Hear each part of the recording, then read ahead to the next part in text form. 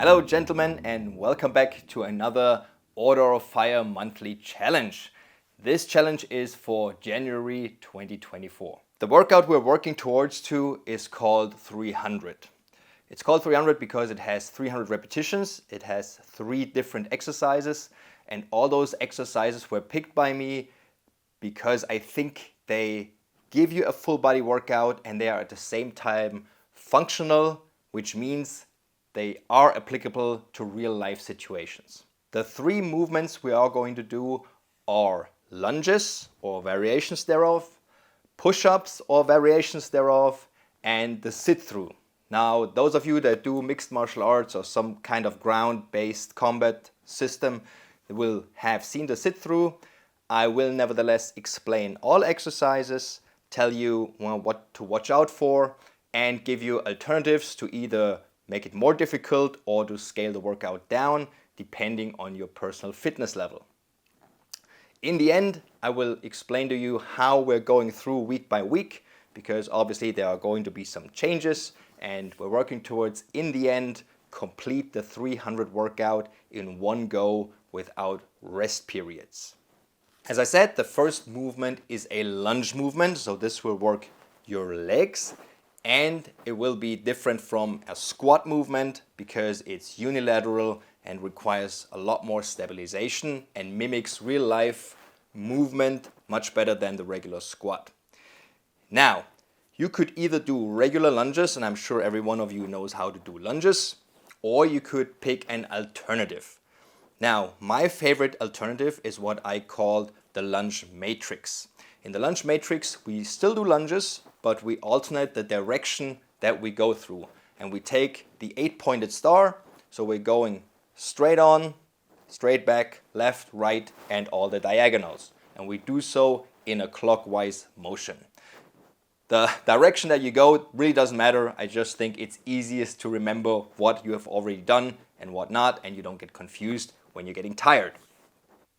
For the lunge matrix, I want you to imagine yourself having a rifle and having an enemy at 12 o'clock. Now, what you always want to do, no matter in which direction you're stepping, you always want to keep your upper body and your head and your weapon facing your enemy. Okay? That makes it much easier to understand why we're doing the lunge matrix and what body parts should be, pointing in which direction. So, let's have a look at that. The forward movement is pretty simple. You already know how to do lunges.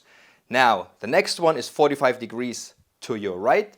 And as you step over, now imagine myself pointing the weapon at the opponent. I'm facing 12 o'clock. My weapon is facing 12 o'clock. My upper body is facing 12 o'clock. My front foot is also facing 12 o'clock. It's not going into the direction that I was stepping, because otherwise I would just be doing a forward lunge in a different direction. This foot is pointing at the enemy. The rear foot, however, is pointing in the direction that I have been moving to. Okay? As you step back, you get back in your feet parallel position, and then you change legs. Okay? Now again, this foot is pointing at your opponent, as is your chest, as are your arms if you choose to use your arms. If you have a weapon or a blue gun, you can also use the weapon at the same time. Practice makes perfect, and why not get some extra reps in presenting the weapon and maybe even using the safety. Next step, we're going over 90 degrees, 3 o'clock. Now we're crossing over, and again, the front foot is going to point towards the enemy, as is my chest as far as I can. The rear foot and leg is pointing in the direction that I've been moving to. Now, if we look at this from behind, when we're stepping back, we are crossing over. And now again, the foot that stepped, this one is moving, pointing in the direction that we're stepping. The front foot that is still facing towards the enemy, which this is 12 o'clock. I'm just doing this so you can see it better. Okay, 12 o'clock is this way. I'm still facing 12 o'clock, as is my front leg. And if I do this, it's the same thing. This moving leg is this direction. The front foot is still pointing towards the enemy. I'm sure you can figure out all the other directions. It's not really that difficult. One way of making an exercise more difficult, besides adding weight, which you could obviously do if you have a weight vest at home or anything like that, you could also increase the complexity. Increasing the complexity in this case would mean, for example, if you have a weapon at home, actually using that weapon, getting it on target, taking the safety off, taking your shot, put it back down, put the safety back on. Next step. This way you can include more useful drills into one exercise, which will in the long run save you a lot of time. Besides the lunge matrix, of course, you could use any other type of lunges. For example, you could do Cossack squats, if that is something that you think you need to work on. Exercise number 2 is a push-up variation, and I don't want you to do regular push-ups. I want you to do crocodile push-ups. The crocodile push-ups look like this. Starting off in this position, you take one step forward, a contralateral crawl, so right hand, left foot, and then you do your push-up. All the way down, you do another step, you do another push-up. Now, you're moving back. One step, another step. That way, you're working your core much more, you're doing some intramuscular coordination, and it's more of a one-sided push-up, which is what you will encounter in combat situations, and it makes the push-up a little harder than the regular push-up. Now, an alternative to that, if you want to do that, is the one-sided push-up. For example, like this, you can put your foot 90 degrees out, support yourself with this hand, and do your push-up. Showing you from the other side. Like that. That's a good option as well, and it requires more strength than the crocodile push-ups. The final exercise are sit-throughs. Now sit-throughs again start in this position. You release one hand, you turn, you push that foot forward like you were kicking someone. This hand comes back, basically covering yourself or being ready to do whatever. And make sure that this shoulder blade is actually pushing down and stabilizing you. Don't let yourself hang like this, okay? This is extremely important because it protects your shoulder and it actually works your back muscle, which is what we want to do in this exercise. Then from here, you pull your foot back, you flip around, come basically through this position, the starting position, put your foot down, turn to the other side, and do the same thing.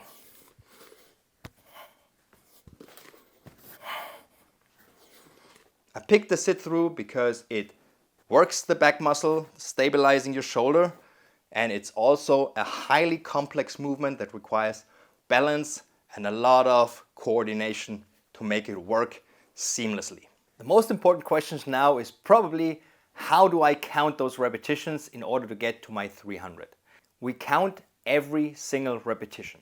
So a lunge left is 1, lunge right is 2, lunge left is 3. Okay? The push-ups as well. Every push-up counts as 1, as do the sit-throughs.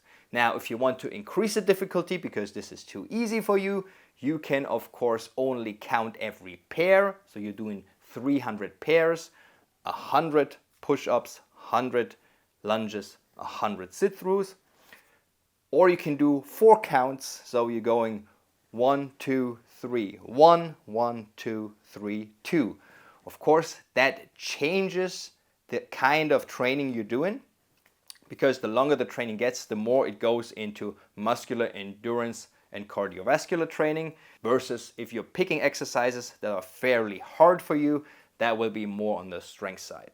The other question that usually will come up is, how do I split those repetitions up?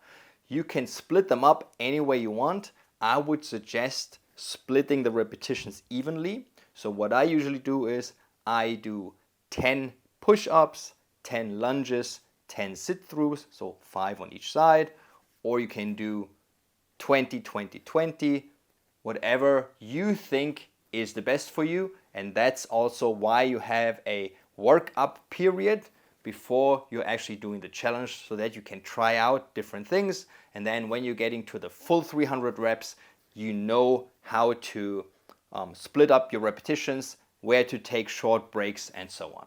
Let's talk about repetitions and how many days to do this. In the first week, you're going to do 5 training days, and each day you're going to do the workout once, but you're only going to do 120 repetitions in total. That means you're doing 40 of the push variation, 40 of the lunge variation, and 40 sit-throughs. In the second week, we're going to have only 3 training days, but now we're going for 180 repetitions in each workout. That means you're going to do 60 of each exercise. Week 3, we're going to do the workout twice, so on 2 different days, but we're going to do 240 total reps per workout, which means 80 reps per exercise. And then finally, in the last week, we're going to do the 300 challenge, which means you're going to do the full 300 repetitions, so 100 of each exercise, and you're going to try to stay under 15 minutes. Now, the 15 minutes are not rocket science. It's just a number that I figured out is a good number for starters, like a ballpark number. If you did the 3 weeks, you can pick your own number. It's supposed to be challenging, and if you say like, oh, 15 minutes is too easy, feel free to go lower. If you say, well, I'm never gonna make it in 15 minutes, pick a number that's challenging for you, or pick the 15 minutes and just see where you're at. I think this is a great workout that you can do anywhere. You don't need equipment, you don't need a lot of space. You're working on your cardio, you're working on your muscular endurance. By changing the exercises, you can make this a strength workout, for example, with the 1-arm push-ups. And it's great for coordination, stability, balance, and a lot of other stuff.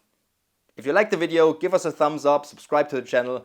If you haven't seen all the other challenges, feel free to look through the YouTube channel. They will be somewhere around. Maybe there's even links to it somewhere up here or down there in the video description. If not, I'm sure you're smart enough to find them by yourself. Just browse the channel. There's a lot of good stuff on it, and I'll see you in the next video. Take care.